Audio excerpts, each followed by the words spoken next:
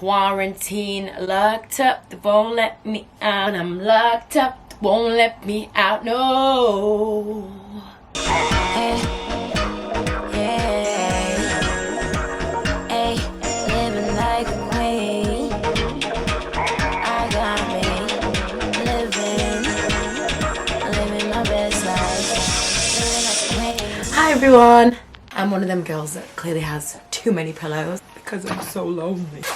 So I really want to do a video on the subject of mental health because this current situation is really testing a lot of people. I know this coronavirus pandemic is stressing most people out regardless of mental health issues, and we don't know what to do. We wasn't prepared for this. I just want to help people, inspiring you guys to look at it differently, to be more positive and just look after yourself, because I feel like in the media they are literally shoving fear down our throats. I ain't gonna use the word coronavirus too much in this video because it's very triggering. We gotta keep it real, but also people need to keep it positive and keep it Gucci.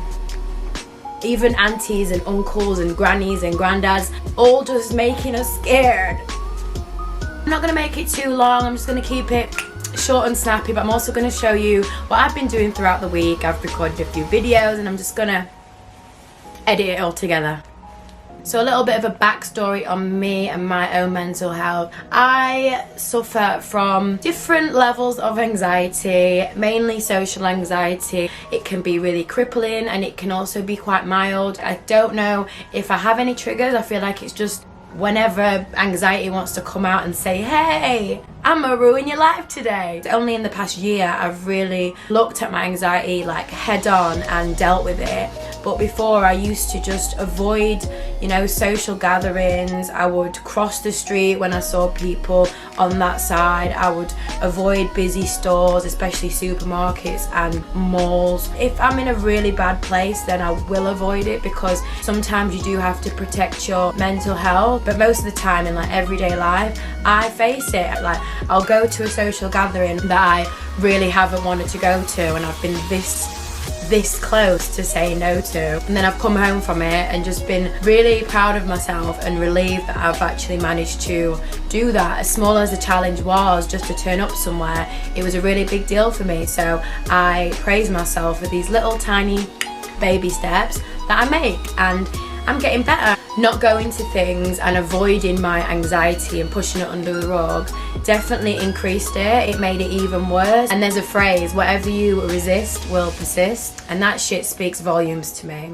This bee has had anxiety since I can remember, since probably being at school and being around a lot of people and seeing cliques, me feeling not included, or me not understanding why I was different, not understanding why I couldn't click as easy with people as others could. I used to beat myself up about it, but I'm just an introvert. I've always been an introvert, but I've grown up and I've realised that it's okay to be an introvert. Being an introvert doesn't mean I'm lonely, doesn't mean I don't have any friends, doesn't mean that I'm weird. It just means that I'm different from extrovert people, because I like to be in my own world, I like to have my own space, I like to do my own thing. I'm very independent. Throw your hands about me. Yeah, Destiny's Child said it first. Foot. So it's another day because my battery decided to go. Seriously, I was talking to myself for a really long time. So enough about me and my anxiety and all the boring stuff. I'm gonna go on and give you 5 key things I've been doing. There's some things that we're unable to do now that we love, and I just want to help you guys find new things to do and just try and flip this negative situation into a bit of a positive. Let's go. Number 1, doing something you love, whether it's a hobby, whether it's something you used to enjoy doing but you haven't had a chance to do in a long time. Maybe it's just something simple that you love doing, like eating. So for me, one thing I really love doing, I'm lucky enough to do on a regular basis, but now I've got more free time than ever, so I've really been enjoying painting. It's a great way to express my creativity, to have fun, to be in my own world, to experiment, and also I have my clothing line, so it's a great time for me to work on, unfinished pieces and unfinished projects. Evolve your mind, evolve your world, evolve your That's all I got. It's something that I can do in the comforts of my own house. There's so many things that can really help you express your creativity. Maybe you've not tapped into your creative side for a long time. You don't even need to be good at it. It can literally be something that just de-stresses you. For me, it's a great therapy. It's one time where I can literally just do that and not focus on anything else. I know a lot of people are trying to kill time, make their days go faster, so it is a great way to pass time. This goes on to number 2, which is fitness and working out.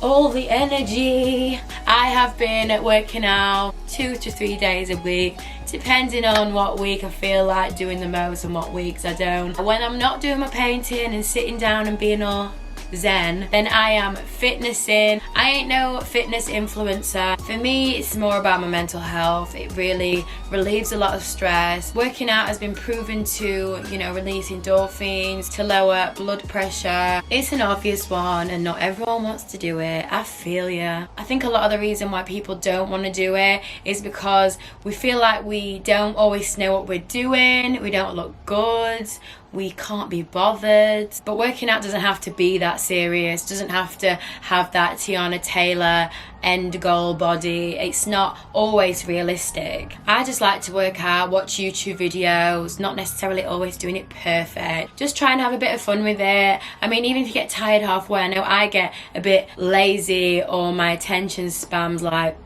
and I just think, can't be bothered, so I stop doing it and I work out later on, or I just try again the next day. Just don't put too much pressure on yourself. Sometimes we just have to listen to our bodies, okay? It could be literally as simple as doing a little ab workout routine. It's not always about getting an amazing body. I mean, it's definitely improved my body because I've been burning calories that I'm actually eating, whereas before I was just eating and eating and eating. Yeah, they were the good days. Also, I've been doing a lot of TikToking. It's a really fun way to do a little bit of light exercise if you're doing the whole, you know, them generic TikTok dance moves. I can't even do them. I just be doing my own moves. And that leads me on to number 3, which is social media, and I guess TikToking falls under that as well. So social media, all that jazz, is great for your mental health right now, especially seeing as we're not allowed to see our friends.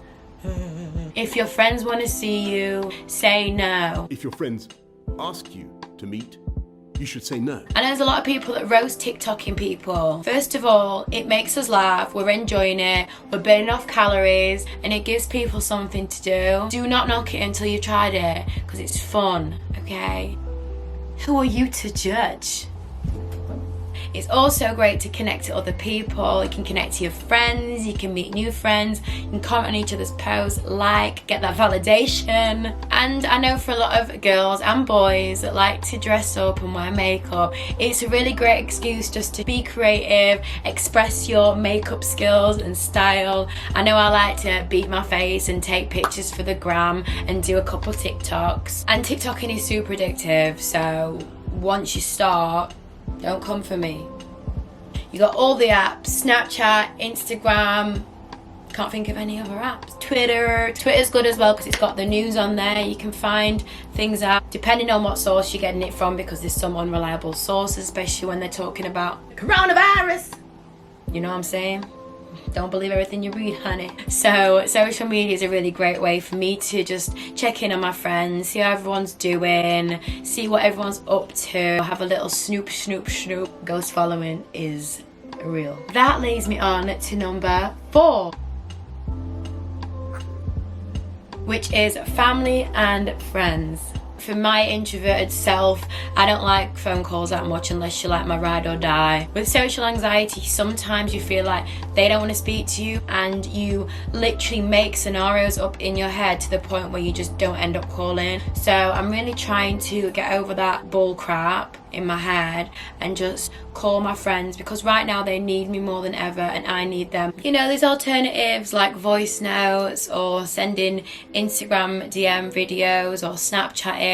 It's just that communication, whether it's large or small, it will have a massive impact on that person, especially since everyone's indoors on their phones with nothing to do. It's a great time just to connect. For me, I've been having them little chats every day with my nan, my mum, my brother, more conversation than I would usually have. I've got a group chat as well with all my family in it. We've said to everyone not to mention the news at all, not to mention the virus at all in a negative way, and just speak about positive things and just connect on a different level, just to keep everyone upbeat and positive. It makes me feel less anxious and reassures me that, you know, everyone's okay. So I would definitely recommend that. And group chats with your friends are really good as well. Number 5, practice self-care.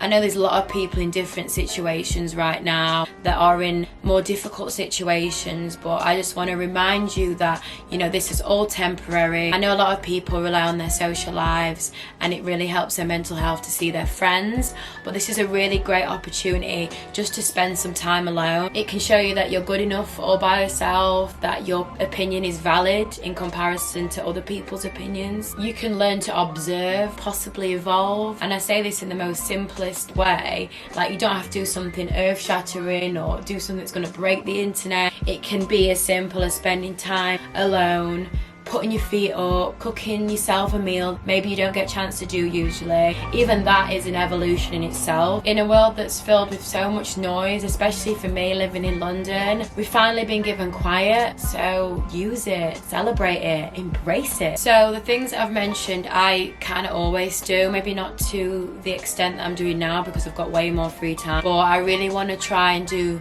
some new things as well. So while I'm in quarantine, I will be exploring and expanding my spiritual mind and refreshing my spiritual knowledge. There's no end goal for spirituality. I don't believe that there's ever one human that knows everything they need to know. So for me, I'll be listening to more podcasts. I've actually bought a few Audible books and I'm just going to learn more about it and educate myself. So that kind of leads on to my next quarantine quest, which is reading. I am a bad reader. I don't want to self-diagnose myself with dyslexia, but it's probably there. Either way, I'm not good at reading. I have a really short attention span, and when I read in the evenings, I literally just fall asleep in the book after 2 pages. It puts me to sleep no matter how interesting the book is. So I've recently signed up for a monthly subscription to Audible, which is an Amazon ebook app. So I'm setting myself this goal to read 1 book a month. Knowledge is power after all. I'm trying to be real powerful. I need like an effect. My third one is improving my communication skills. I feel like after this video you kind of know me. I feel attacked. My communication skills are despicable. I'm really bad at picking up the phone and just replying to text messages. I'm the queen of blue ticks and leaving messages unread. I really want to try and change it, be a better me. That's it from me, guys. Thank you so much for watching. Drop some comments below. Let me know what you think of this video. Tell me how bad it was. Tell me how good it was. And just let me know what you want to see in the future because I got loads of free time on my hands. Yeah. Bye.